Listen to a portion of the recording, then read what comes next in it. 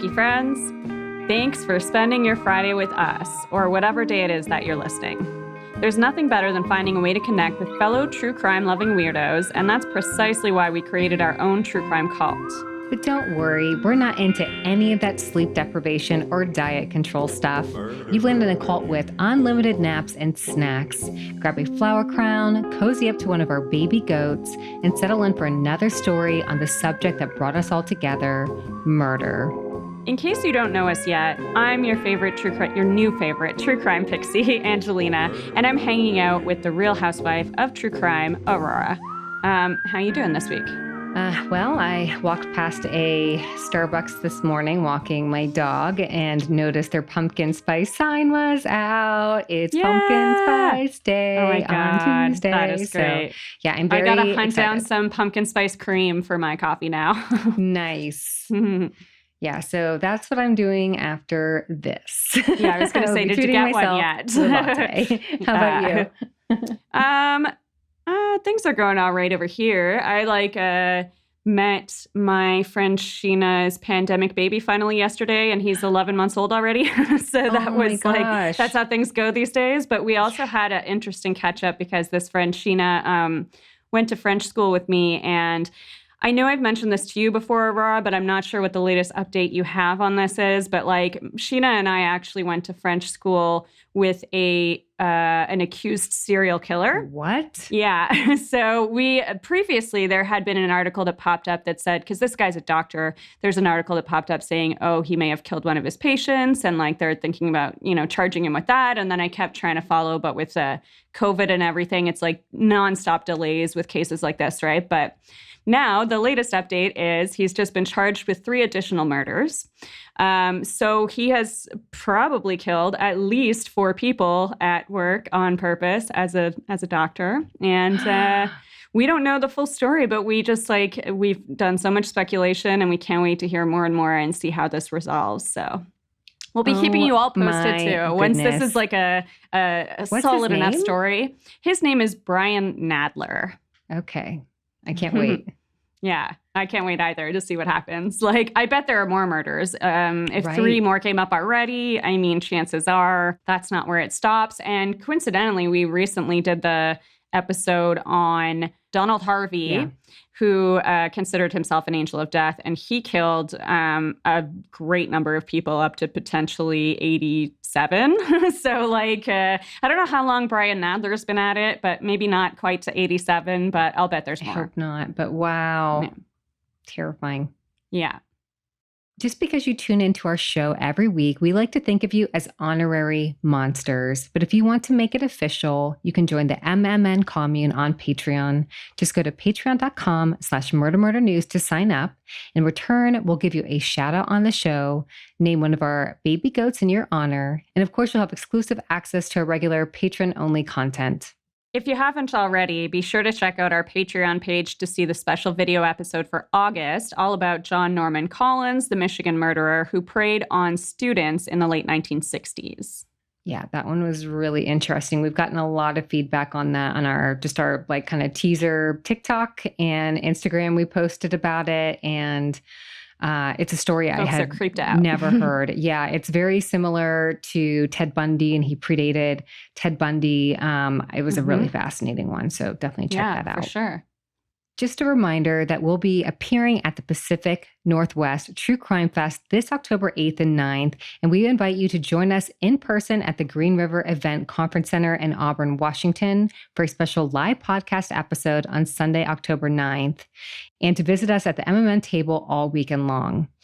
You can find a link to buy your ticket in today's episode notes and on our social media, and you can use code MM15 for 15% off a single-day ticket or a weekend pass.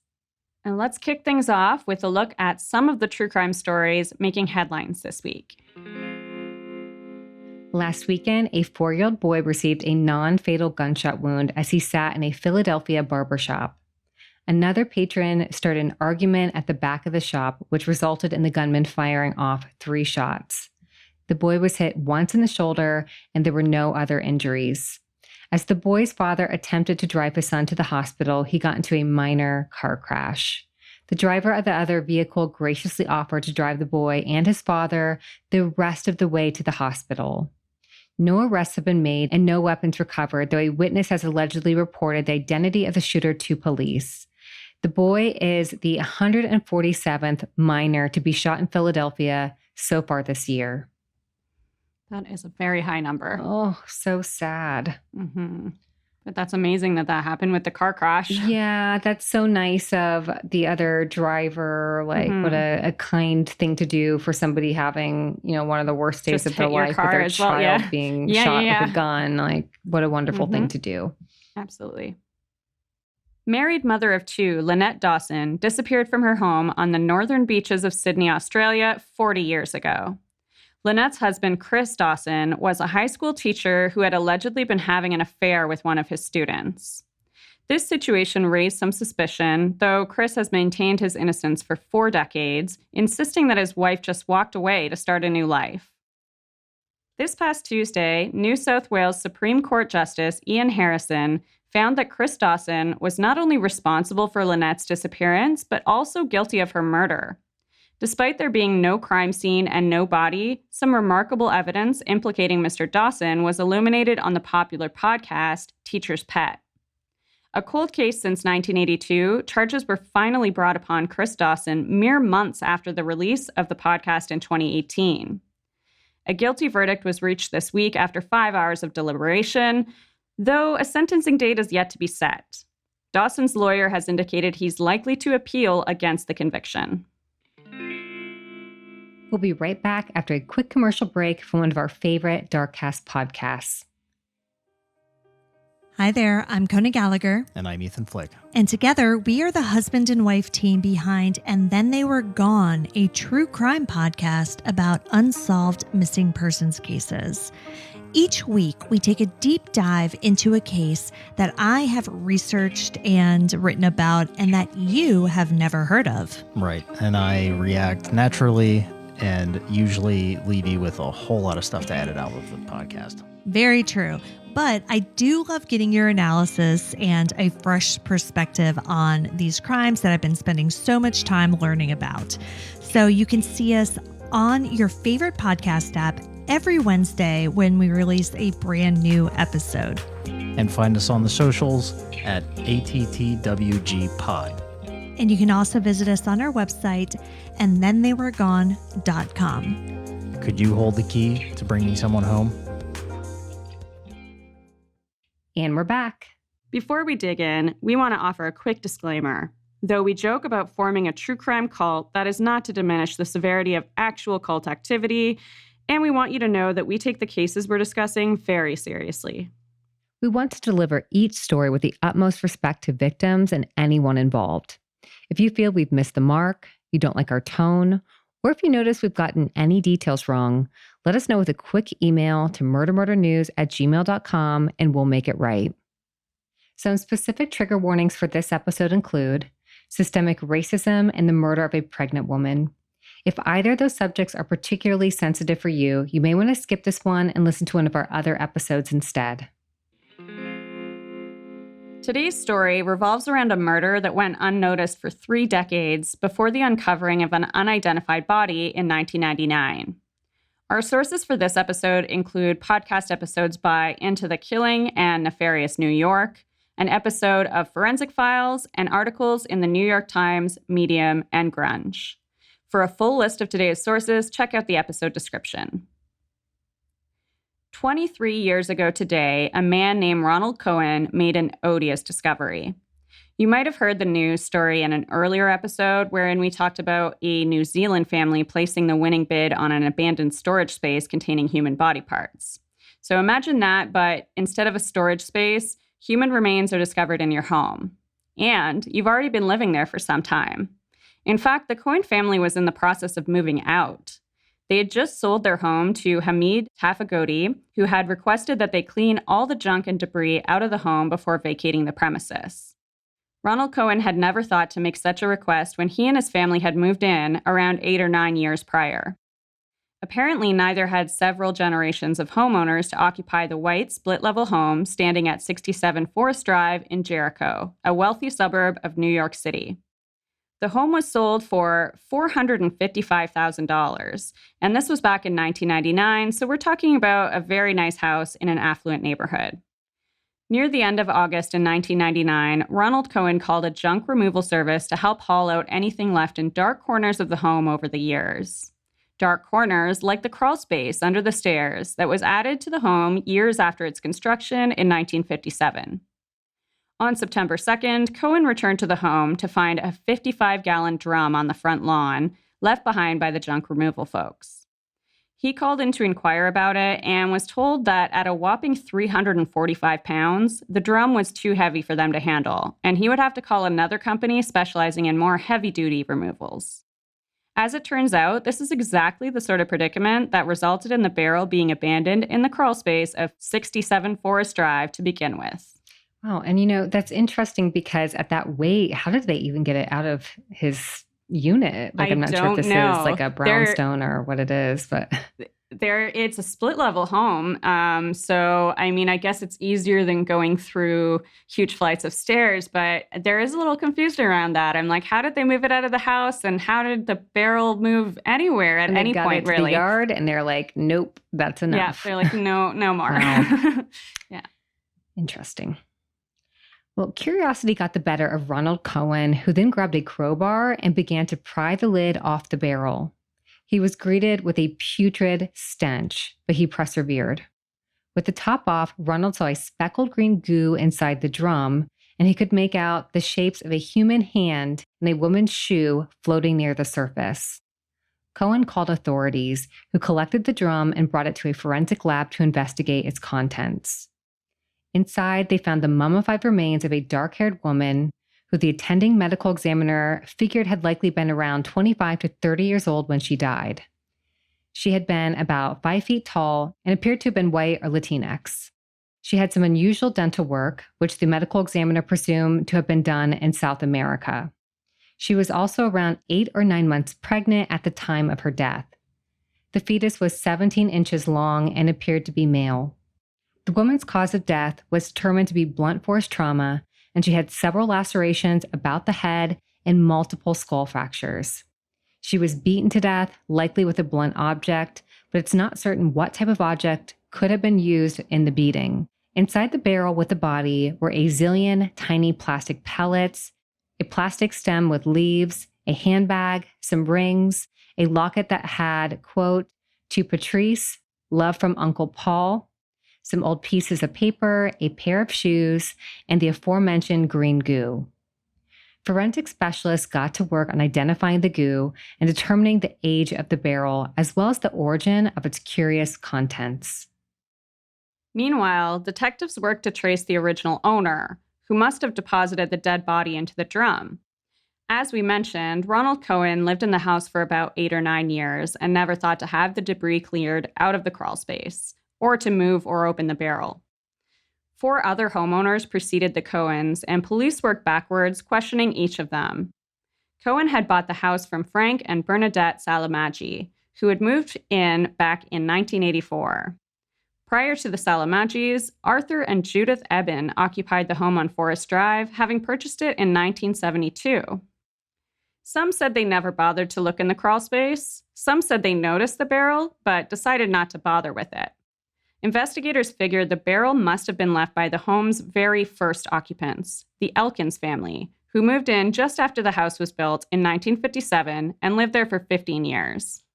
Forensic experts were able to date the barrel back to the 1960s based on the serial number alone. Some clever detective work revealed the plastic pellets and the plastic flower stem and leaves were manufactured at the Melrose Plastic Company in Linden, New Jersey, a company which made plastic flowers and trees. They would melt down these plastic pellets to form leaves and stems. The green goo was identified as a synthetic dye called halogen green, which was used to tint the artificial leaves and stems back in the 60s and early 70s. It had gelatinized over time and actually helped to preserve the body along with the plastic pellets. Preservation was probably not the intent of the person who put the body in the barrel 30-some years before it was opened by Ronald Cohen. Back in the 60s, the Melrose Plastic Company was co-owned by a man named Howard B. Elkins, who at the time lived in a newly constructed home at 67 Forest Drive in Jericho. Longtime residents of Forest Drive in Jericho and former neighbors of the Elkins confirmed that the Howard Elkins they once knew was the very same Howard Elkins who was part owner of the Melrose Plastic Company.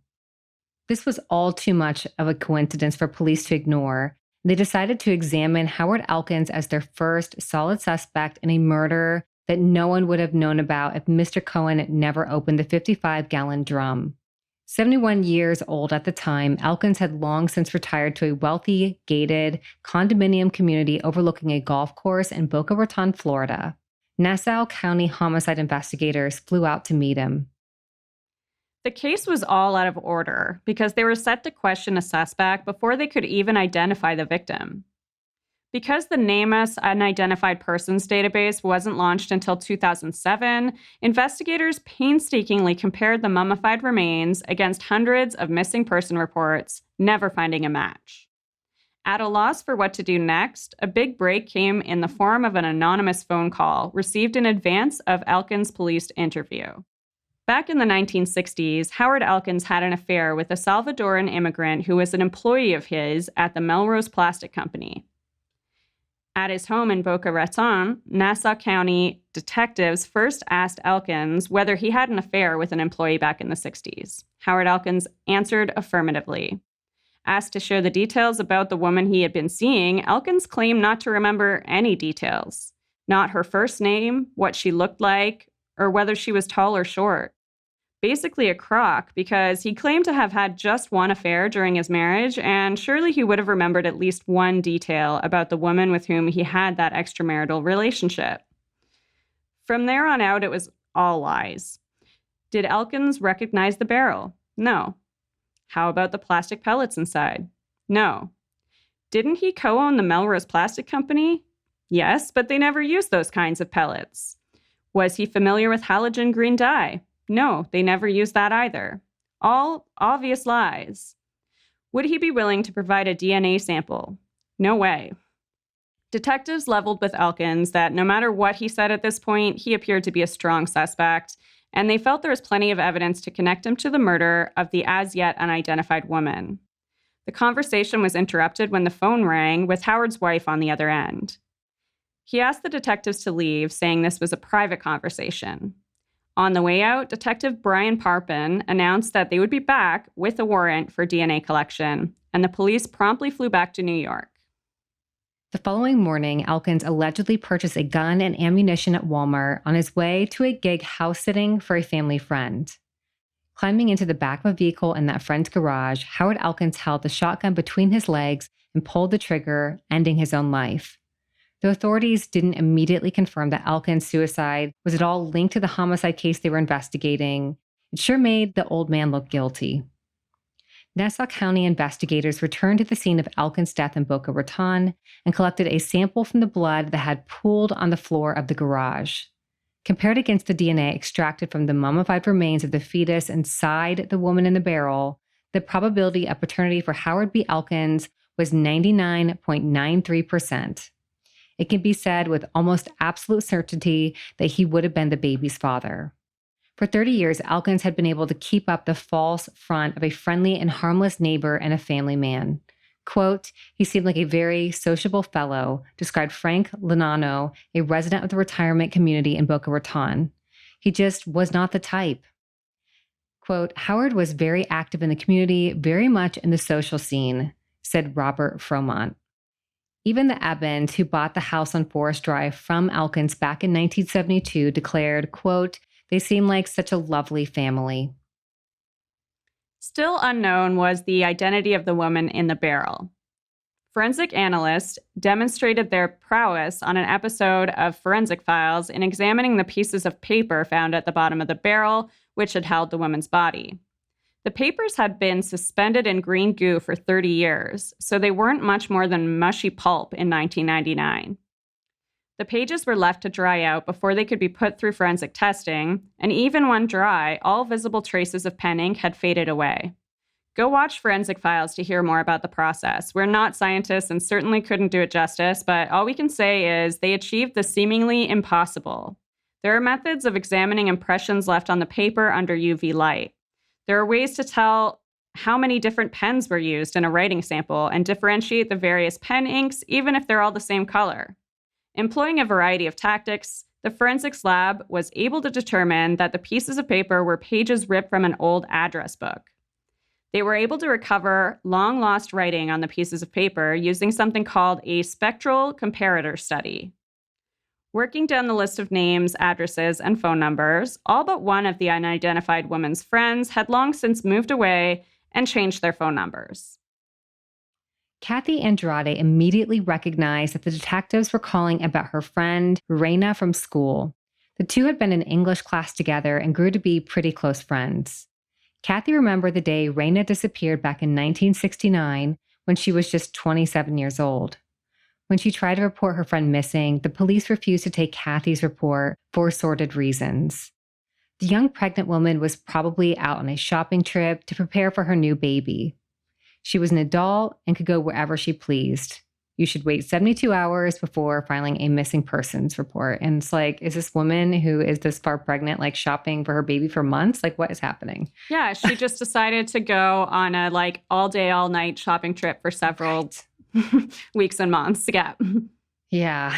So again, this was all obvious BS, but the police clearly didn't care to investigate Reyna's disappearance, and Kathy felt powerless, unable to do anything to help her friend. Before making her way to the local police station, Kathy Andrade had waited for her friend at the church-owned residence for single women where she lived for over 3 hours. She was worried her friend may have met with danger after hearing the stories Reyna had shared with her over the previous several months. Reyna was dating a married man with 3 children. When she became pregnant, Reyna was elated that finally her boyfriend would certainly leave his wife and marry her, as he had been promising he would one day do. In the days leading up to her disappearance, Reyna expressed some doubt that her boyfriend was ever actually going to leave his wife, which really stressed her out since she was due to give birth to their baby very soon. She told her friend Kathy that she called the man's wife and told her about the pregnancy, and she'd said that it had been a terrible mistake because now, instead of marrying her, her boyfriend had broken up with her. Kathy recalled hearing that the man had been furious about the phone call, not just breaking up with Reyna, but also threatening her, shouting, "I will kill you," into the phone. Kathy Andrade unfortunately never learned the name of Reyna's mysterious married boyfriend. So even as the weeks and months went by and her friend never returned, she had no information to provide to police, and they had no motivation to investigate the disappearance. An official missing person report was never filed, and that's why there were no matches in the system when investigators compared the mummified remains against missing persons reports filed over the years. A resident alien number had also been scrawled across one of the address pages found in the bottom of the barrel, and when cross-referenced, it seemed that Kathy Andrade had correctly identified her friend. The number corresponded to the file of Reyna Angélica Marroquín. Reyna Marroquín came to the U.S. from El Salvador in 1966, initially moving to accept a job as a live-in nanny. She was in search of a fresh start after divorcing her husband, who she discovered to be having an affair with a young woman who had become pregnant. Not long after her arrival, Reyna allegedly quit her nanny job without explanation and moved into the church residence for single women. She enrolled in fashion school and got a job at the Melrose Plastic Company. Investigators theorized a likely version of events leading to Marroquín's body being sealed inside the barrel. After the fateful phone call from his girlfriend to his wife, Howard Elkins lured the young woman to the Melrose factory under the pretense of talking it out.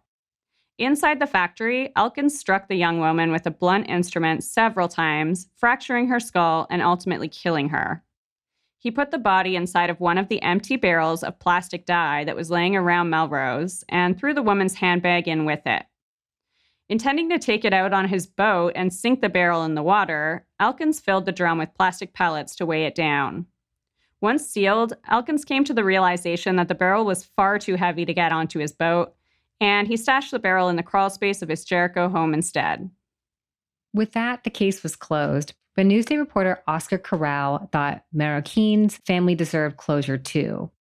He flew to El Salvador and met with a 95-year-old woman calling herself Grandma Marroquín in the town of San Martin. The woman was Reyna's mother, and she had been devastated when her daughter suddenly stopped writing home without explanation back in 1969. She actually told Corral that she had been having dreams about her daughter trapped inside a barrel. She was thrilled to be able to bring her daughter home and give her a proper burial, saying, "Now I know she's with me. She came flying like a dove back to her home." Reyna's mother died just 1 month later and was buried with her daughter. So many unanswered questions remain, like why the police never seemed to take Reyna Marroquín's disappearance seriously, even as the months and years went by and she never returned. Thankfully, some passionate people picked up the case in 1999 and brought it to a close, but that was a shocking contrast to the way Reyna's case had been treated back in the 60s. Several publications also mention Reyna having a young child who stopped in to visit their mom at work in the Melrose factory from time to time. Employees of the factory allegedly gossiped about the paternity of the child, insinuating that their boss, Howard Elkins, might be the dad. Forensic Files breezed right over that tidbit, and we can't help but wonder what became of that young child and if Howard Elkins was in fact their father. Also unknown is what Mrs. Elkins' perspective was on the situation. We know Reyna had telephoned Howard's wife, so we know she knew about the pregnancy. The only mention of Howard's wife's reaction from any of our sources for today's episode was when Into the Killing podcast said that she had been unaware of the murder. We're not sure whether she was ever interviewed or what she believed to have happened to her husband's pregnant girlfriend after she received Reyna's phone call and then never heard from the woman again. We'll never know whether Howard Elkins committed any other violent acts or could be responsible for other murders because of his suicide in 1999. He wasn't the most honest man, so we can't necessarily take his word for it that he only ever had one mistress. And with no light shed on the situation by his wife or their children, we don't know whether Howard had a history of violence. It seems unlikely that he would violently beat a lover to death and effectively keep it a secret for 3 decades without ever resorting to violence to solve any other problems that popped up in his life. Nevertheless, we're grateful that Ronald Cohen decided to crack open the mysterious barrel pulled from his crawlspace and that the Nassau County Police Department so thoroughly investigated its contents, and that a dedicated Newsweek reporter took it upon himself to seek closure for the murdered woman's family. The last of the pages found in the bottom of the barrel where Reyna Marroquín's body lay undisturbed for 30 years seems to be a note likely written by Reyna to her boss and boyfriend, Howard Elkins. It read simply, "Don't be mad. I told the truth." Oh, that's so heartbreaking. Yeah, really sad. Wow. Well, Yeah.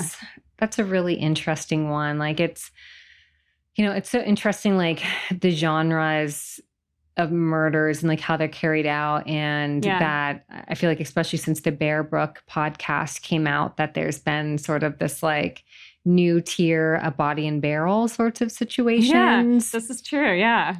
And I was just noticing on a Vancouver Murderino group this past weekend, somebody was on a hike and spotted like a barrel just sitting somewhere in nature. Oh no, that's not good. Did they look in it? They did not look in it, and What I'm is not wrong sure. with them?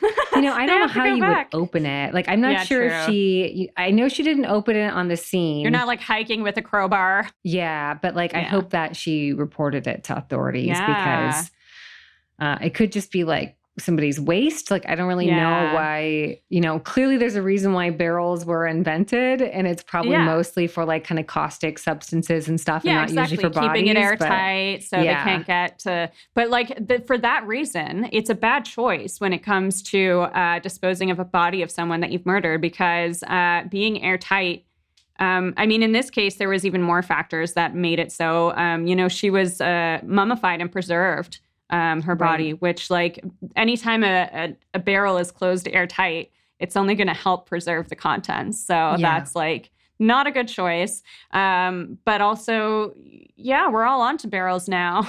Like, I don't know. We all know that there's something spooky going on when we see a mysterious barrel. And You should all stop it because it's not a good way. Yeah. Don't put bodies in barrels. Just don't. Don't do murders. Don't do murders at all, please. Yeah, don't do murders. But honestly, if you do, put it in a barrel so we can catch your ass. Yeah, actually. Don't listen to us. What the hell? Right. But it's funny, like the podcasts that I listened to for this were all stressing at the point where she was like, oh, like my boyfriend will finally leave his wife now that I'm pregnant. Every single one of them was like, he never will. Like all of you out there waiting for your boyfriend to leave his wife, right. He's not gonna. He's more likely to murder you than leave his wife. So don't try it. Yeah. You know? It's not a good thing to do. No. To, like, I date mean, a married it's man just anyways, not going to unless work in an out open well. marriage and like being honest about it and like everybody's consenting. But like if there's somebody in that marriage who doesn't know about you, it's just not a nice thing to do. Well, and it's really sad because this, like Reyna, she was in the reverse of the situation before, like having her husband cheat on her and get another woman pregnant. And then they broke up. So she must have thought, you know, that's how it turns out. And then, you know, when she became the other woman, like she had different expectations. So that's super sad, and sad that it didn't work out her way because she'd been through it from both sides in a bad way. So right. Terrible. And like maybe she's angry and she's like, well, I'm gonna go steal a married man, which like fair. You know, I don't like the idea of people going after like married people in relationships. But like, obviously I just think it's not a nice thing really to do. in a bad but place. like, but you certainly don't deserve to be murdered. I mean, like you don't deserve to be like murdered over doing that. So it's just super sad that that's how it ended for her. So you watching anything true crimey this week? Not directly true crimey. I did start the new Pretty Little Liars show last night. Oh. I didn't know there was a new one. Yeah, you know, honestly, I didn't watch the old one. So I don't know why I'm watching the new one. I tried watching the old one and I watched like a good part of the first season and really liked it. But then I felt like it was one of those shows like Lost where they just didn't know where they were taking it. Like they had this great idea for one season of TV and maybe even a couple seasons. But then they're like, you're like, I'm not being dragged down with this show. Yeah. No. Yeah. And it's like, but then like, who is doing it? It's like, I don't think they knew. And I think they kind of like picked somebody as they went along. And like maybe in the first one it changed. I don't know. I've not seen it all. I might be wrong. Maybe it is more cohesive than that, but it didn't feel like that for me. You can't start a murder mystery and not know who the culprit is going to be. You can't do that. I think that's the problem with TV sometimes is now that we're kind of in this like wonderful golden age of TV with like Game of Thrones-y kinds of things and like whatever, they start a show knowing its endpoints. They're like, we're going to get 5 seasons out of this. Like this is a story we're telling over the course of 5 seasons. And I think what we used to do with TV before like streaming services kind of took over with this thing, like with Lost, they're like, we could get 20 seasons out of this.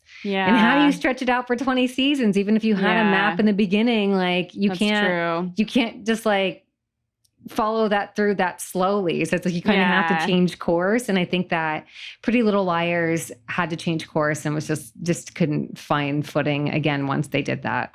Yeah, some of these shows should just close it up neat and tidy when they get the opportunity. And just like, even if, you could get more money and like, you know, extend it for another year or two. But if it like muddies the whole story and makes it kind of a ridiculous stretch, it's like, don't bother. Like, just stop it. You know, I'm sick of like where it's supposed to be the end of the world at the end of the series. And then at the end of the first season, they're like, but then, right? You're like, no. Yeah, just stop it. You know, Schitt's Creek's such a great example of that. Like I would love to have like 1,000 seasons of that show and just spend all of my time with the Rose family. But they like knew that their characters needed to like grow and move on. And that was like the natural path for them. And they pulled that off so chef's kiss, like so beautifully. Absolutely. So I hope that this new iteration of Pretty Little Liars, like just handles that better. Admits it's going to be like a couple seasons and sticks to like one killer and not just chaos. That would be nice. But it's good. So far, I watched like the first, I think like 4 episodes and some of the acting is just so cringe. The girls are all really good. They picked like great like lead actors, but then some of the supporting characters, like there's a sheriff who's one of the girls' dads, and I've never seen so much like overacting, like constant rage from a man, which like maybe he's a sheriff, maybe that's like, I don't know, maybe that's a thing. I mean, I guess maybe that's a sheriff type. Like the acting is like so bad that my husband who's sitting next to me, like doing his own thing, not at all paying attention to my show, was like, who is this guy? And like, why is somebody telling him to tone it down? Like it was so just like overhearing the dialogue was like too much. Yes, it was. Yeah, it was terrible. Wow. That guy needs to be replaced next season. But other than that, in general, I like it. Cool. How about you? Well, I watched the latest iteration of Untold called The Girlfriend Who Didn't Exist, which was thoroughly depressing and outrageous in a lot of ways. It's basically, it's like this girl who didn't realize, I guess, that she was trans. Like the way that she found out that she was trans was by creating fake profiles online and just sort of pretending living in that person for a while and being like, oh, it's fun to, you know, be a girl and whatever. And she kind of realized through that like that was more true to her identity. Right. But in the process, like she was catfishing people, which at first like was kind of innocent enough because it's like she'd catfish for a little bit and then be like, all right, well, you know, we're going to break up now, and then just like disappear, and like it was fine, no harm, whatever. But she kind of like fell for this guy who she started seeing online, who was a professional football player. And it got really too involved. And it just like ultimately, like she just did some of the worst things to try to convince this guy and then to try to pull away from this guy. Like she didn't know how to get out of it. And just like she pulled out all the stops and was like, whatever, I'll fake my death. Then I'll come back from the dead. Then I'll whatever.